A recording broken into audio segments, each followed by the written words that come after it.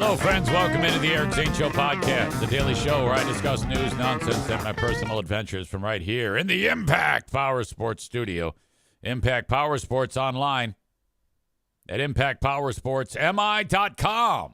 Great place to get a Yamaha golf cart or something fun for the kids. One of those little motorcycle deals, scooter maybe.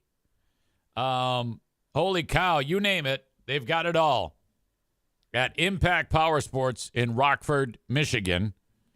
Online at impactpowersportsmi.com. I open up the show on the video live stream with the picture of Michigan football coach, former Michigan football coach, Sharon Moore, next to the mistress, the other woman, in this debacle that has unfolded. Yesterday, at the start of the day, Sharon Moore was the football coach from Michigan. And by the end of the day, he was in jail. My God. And it all started to unfold right at the end. That's Sharon's wife, by the way, Mrs. Moore, who's just absolute smoke show. And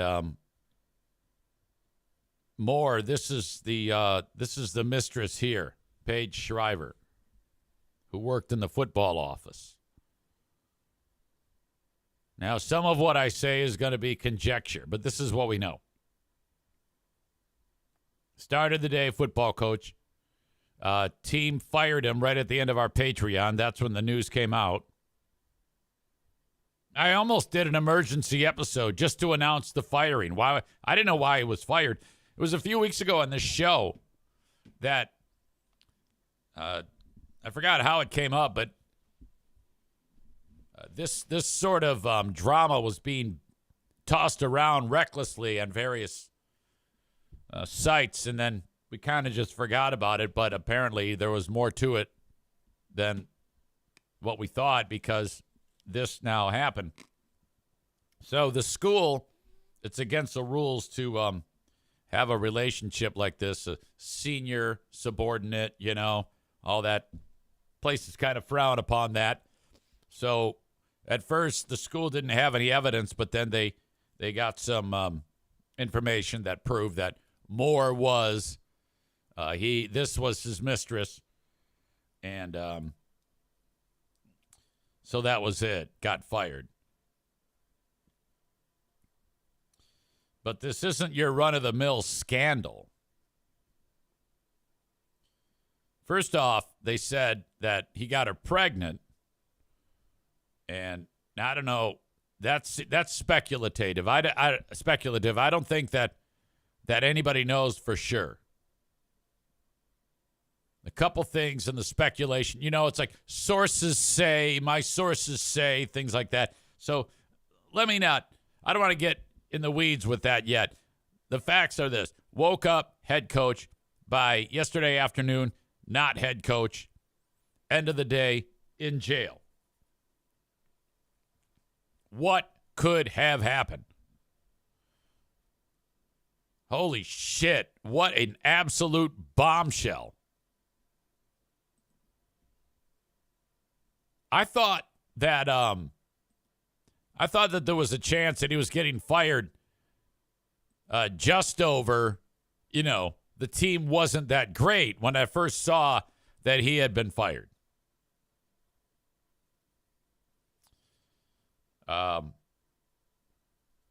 Everybody's indicting him. I don't know. We don't have his side of the story. But something went haywire. Sharon's got kids too, some young kids, and who knows what's going to happen with Mrs. Moore. But that's the thing. If you're Sharon, you're in trouble on so many levels here. All right, all in one day. Think about this. You lost your job, your affair was exposed, and you're in jail.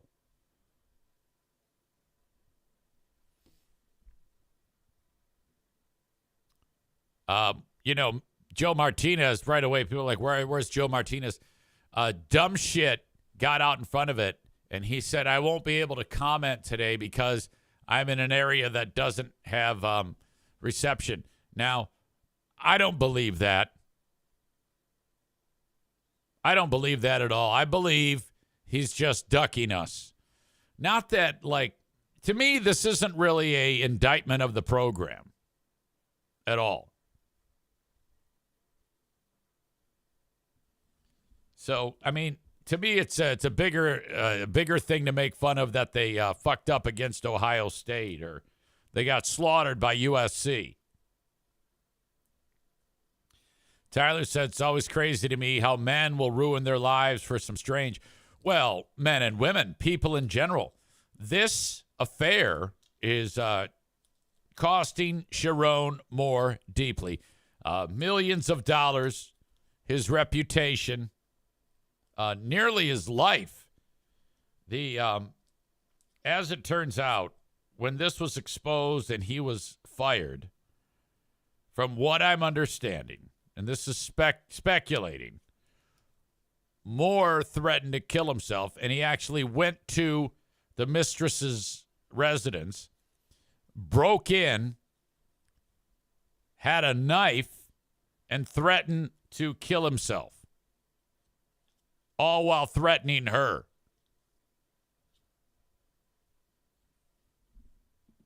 Cole says, what was the arrest for?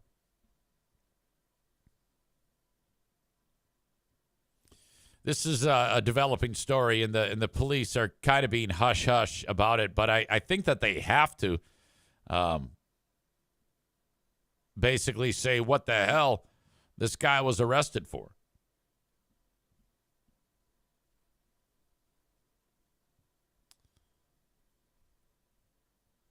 Let's see. Jailed in 39-year-old listed as an inmate in the Washtenaw County Jail as of 10 p.m. Wednesday.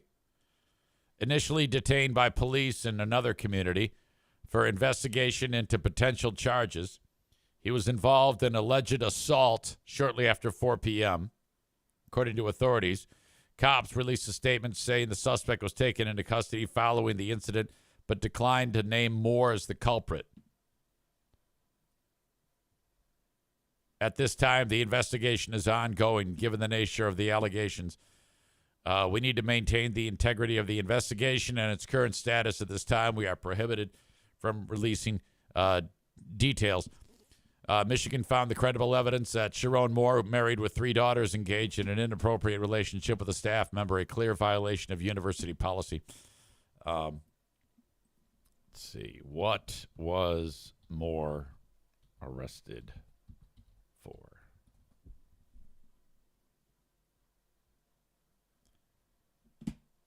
Suspect in alleged assault, it still says, according to ESPN. So it's too big of a story for information to come trickling in, but it appears to be trickling in.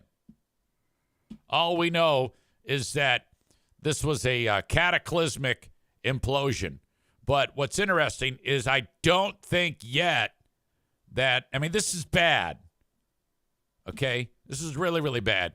But you have to compare it to Michigan State's Mel Tucker, a.k.a. Mel Tugger. Red Bull Brain Chris says he's mentally imbalanced. Remember when he broke down crying and swearing on TV when Coach Harbaugh was suspended? I like how we have to spell Harbaugh, Harbaw.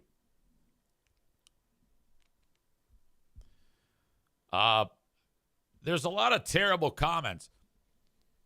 Badger says that vagina must have been top cut.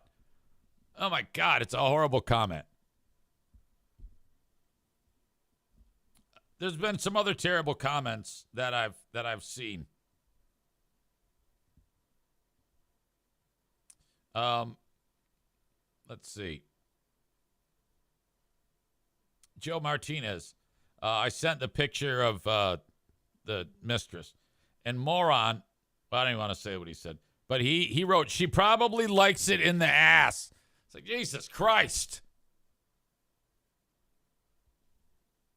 My God. Yeah, I don't get it. I mean, I get it. I get how this happens. I understand how this happens. Matter of the heart. You just don't think straight. It's crazy. Fuck. Holy shit. It's just a how quickly it falls apart for folks. Some other dude's gonna coach a team in the Home Depot Buttfuck Bowl. Rebecca says, I love that you start the show with the asshole of the day. You know, honestly, if he got busted for cheating on his wife, you know, that happens all the damn time. I'm not justifying it. I'm just like, oh my God, that's not great. You're going to pay for that. But the fact that it happened with an insubordinate and now it's costing you millions of dollars. Wow. It's the fall from grace. That is the story. And I can't figure out what the biggest part of the punishment is going to be. Legally, job, credibility, financially, and then Mrs. Moore is going to kick his ass.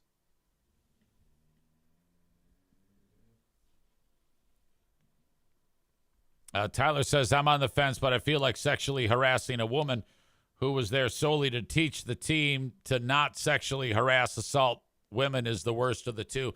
I agree 100%. Rebecca says it's the extreme temper tantrum he threw after getting caught. There is one that's going around. It is been seen by many people. My friend, whose dad is a donor, said Sharon is currently going crazy.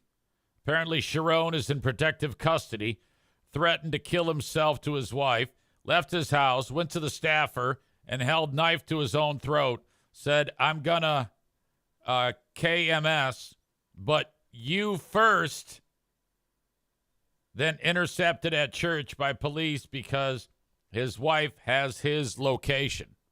So that's quite dramatic. I'm going to KMS, but you first. All right, so there you go.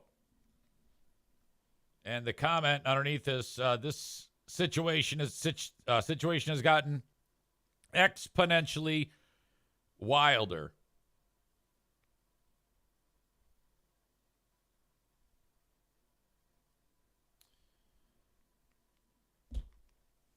So now that might change your thinking if you have to weigh Mel Tugger, Sharon Moore, and this.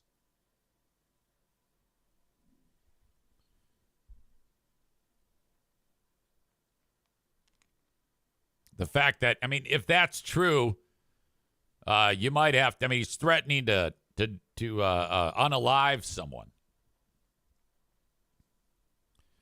Bread Bull Brain Chris says, wife already had location service on his phone. She knew something was up.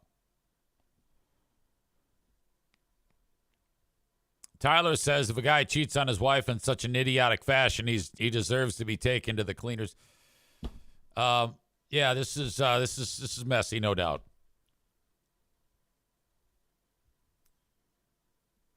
Bread Bull Brain Chris, you would think after seeing how much money, etc., that it cost Mel Tugger, he would have had a second thought. Yeah, Mel Tucker, what was weird about that one was, well, the whole thing was weird, but the fact that he's talking to a woman who has been a sexual assault victim, and she made it her livelihood to speak to folks like an athletic team about, you know, making appropriate decisions and how you can ruin people's lives through sexual assault. And she's on the phone with Tucker, and he starts beating his meat on the phone, and she can hear like dick slapping sounds and him groaning.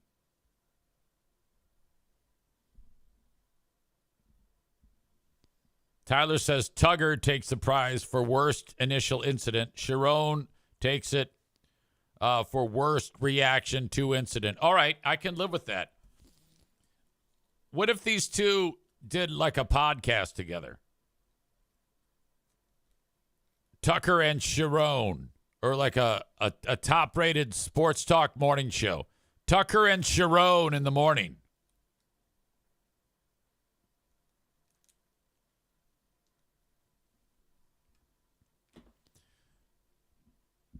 Badger says the chick's hot, but not worth millions. I also saw a statistic that somebody was able to access that shows the amount of salary, because I guess that's all public information, that position had been allotted for each year. And like year one as Sharon Moore's assistant, that job paid $50,000. And then the most recent year, it was like $95,000.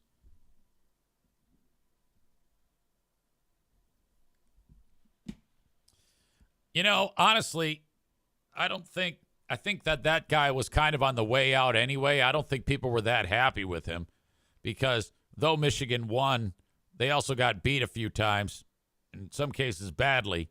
I don't think people thought he probably wasn't going to make it anyway. And there's some good coaches that are available. You can get that Brian Kelly guy. That dude made his name at Grand Valley State, Central Michigan, and then he went to Notre Dame and LSU, where he was kind of shitty there. Badger says Sharon Moore being fired for cause means no money. Yeah, there's a moral turpitude clause. Okay. So I think that his behavior probably did Michigan a huge favor. They were going to fire this guy eventually if he didn't start to I mean, we had some great players on those teams that he coached. Or Michigan, I shouldn't say we. Michigan had some great players, and they were all right. Weren't great. Murder Lover Linda says, as long as they don't hire Nick Saban. Now, they'll probably approach Nick Saban. I'm not sure. Did he hint that he was going to get back into coaching? Boy, what would you do? That is quite a thing, because you hate Michigan, but you love Nick Saban. I'm guessing you would have to root for Michigan. You would. You'd have to become a Michigan fan. Tyler says Michigan's athletic director was the only person who was excited about this situation because it gave him an easy out with Sharon. All right, I wanted to get my Michigan insider on the phone. That's what Huge calls him. Greg Henson, who claims to know everything there is to know about Michigan football, but I wasn't able to reach him. And I told him to give me a ring, so I'm standing by waiting for that. He has a friend by the name of John U. Bacon, who is a writer who covers the Wolverines quite a bit. So I'm hopeful that I can get him on to discuss this. But this story just blew up. My God.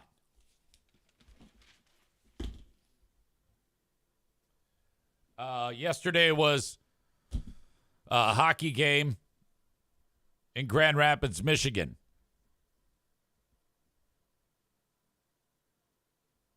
The Grand Rapids Griffins now, the season, they're 22 games into a 72-game season. All right? And they've lost twice. And one of those losses was in a shootout. 0 regulation. I take it. 1 regulation loss. Wait, is it 20 or 21? I forget now. It's the in 90 years of American Hockey League seasons, which is thousands of games. It is the third greatest start in the history of this 90-year-old league. 20 wins, 1 loss, and a shootout loss. They won yesterday 6-4. It wasn't without drama, though. The goalie for the Griffins, I walked into the rink, and they're kicking the soccer ball around, and his name is Sebastian Cossa. And he's all bent over, and he goes, God, I got a cramp. And I go, you got a cramp from doing this, Sebastian? He goes, no, I just got hit in the balls. I guess the soccer ball bashed him right in the stones. I go, Jesus, oh, my God, I'm sorry. Recovered well, though. Hockey team wins big. There was drama, though, as the team is warming up, and I'm sitting there going through my ritual of the things I do. And I hear somebody on the radio down by the bench as the team's warming up say, Dominic Shine, who's the captain of the team, says that the lights aren't bright enough. And so the guy who runs the lights, he goes, I don't know what to tell you. All the lights are on. About 3 minutes later, he skates over to where I am. Now, I know for a fact this guy does not like me. So I'm like, uh-oh, what is this all about? And he starts getting the attention of scorekeeper next to me, or the clock operator. And he's making that same claim that the lights are out. And now I want to scream, what the fuck you want me to do about it? But I just looked forward, and then there's a few more complaints that the lights are out. It's like, it looks the same. I don't know what to tell you. It looks exactly the same as it does every single game. And then we learned that Trans-Siberian Orchestra, something happened, and some wires are now crossed from the left over from the Trans-Siberian Orchestra show. And there is so there's dozens of lights. And, like, I see maybe 2 or 3 are out. And I'm like, oh, look at that. Those lights are out. Okay. And then, so light guy goes, well, there's nothing I can do about it. That's a thing where we have to get on a lift. The goddamn thing goes all the way up to the top. And, whatever. But who knows what the fuck is wrong with it? I don't even know if it's, I don't even know if it's change a light bulb. It might just be a wire cross. Who knows? Who cares? Nick says, can't do shit during the game. You can't work above the crowd. That's the first thing I figured that out on my own. I was like, well, what the fuck? The game starts in 10 minutes. What do you want us to do? Wave our fucking Harry Potter wand and transport ourselves up there and take a look at them while you assholes do your thing down on the ice? Shut up. And I was like, how the hell are they able to tell that it's even darker in any way? It looks the same as it always does. And I was thinking about you, Nick. I go, oh, this is gonna ruin people's night. Okay, that the lights aren't on, I guess. Nick, did you ever find out what the problem was after the fact?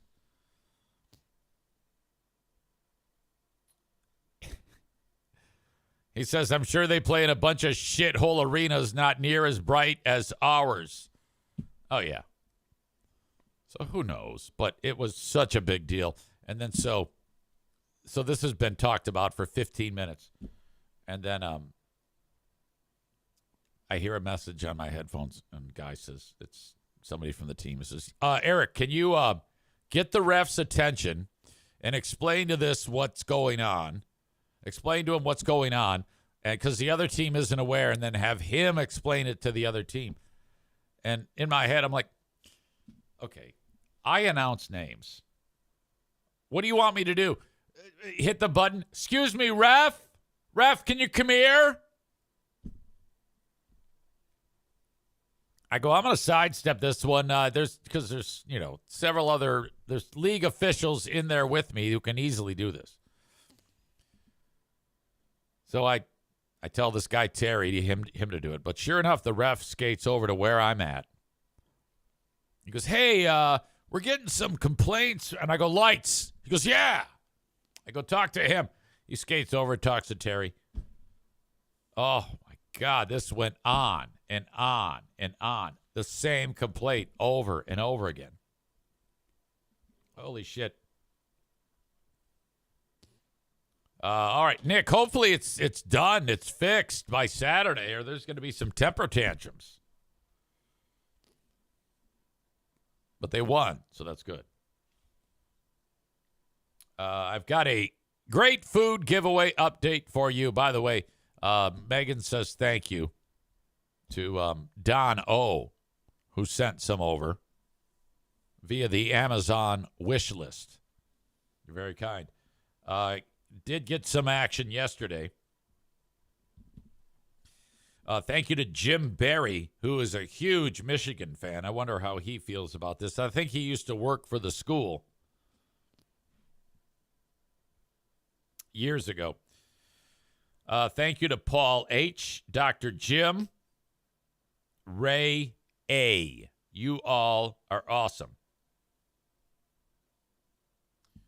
As we speak, we are at $4,419.07. That puts us at $1,158.68 away from the goal to pay for 225 Christmas meals for Great Food Giveaway number 6 coming up on Tuesday, December 23. I talked to Mike Ball yesterday. We will pay for the food not this weekend, but next weekend. That means we've got just over a week to hit our goal.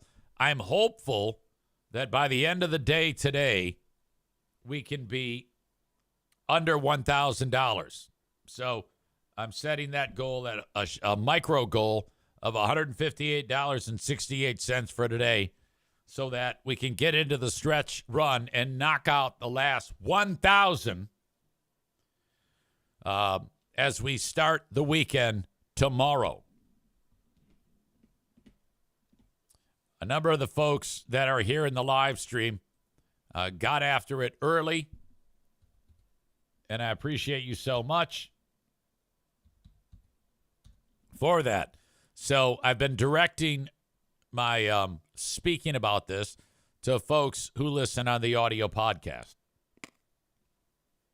If you listen to the show, please consider dropping a few coins into our virtual hat passing. As always, the links are available in the show notes of the audio podcast. They're very easy to access. Just go there and click on them. Venmo, Cash App, and PayPal. I am including it again in the live stream for you.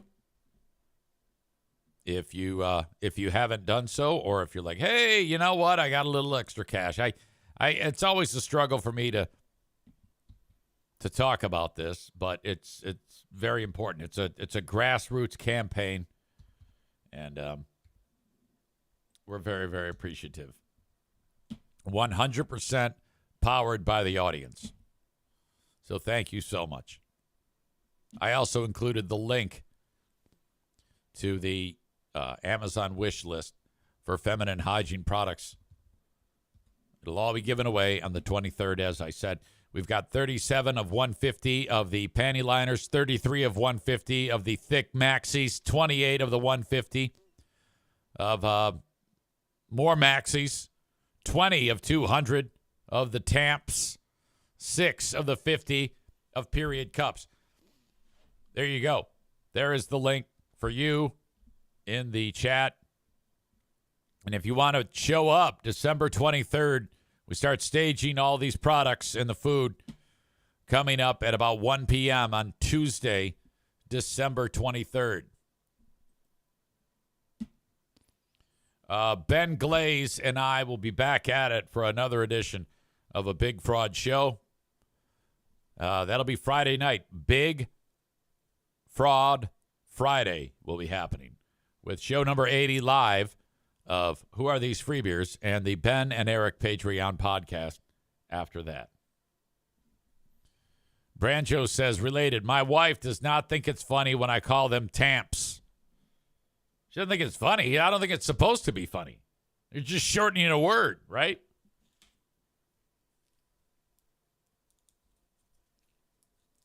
I don't understand that. I mean, if you refer to him as like Dracula's tea bag, maybe, but that is funny, though. All right. For those of you that are enjoying the show on Kick, YouTube, and what else? Facebook. I'm going to kick you out. Thank you so much for checking out the show, but I'm encouraging you to head over to twitch.tv/Eric Zane Live to get the rest of it. Twitch.tv/Eric Zane Live. Thank you so much. Send me an email if you want. Eric@ericzaneshow.com on the Shoreliners Striping inbox. Shoreliners Striping found online at shorelinersstriping.com.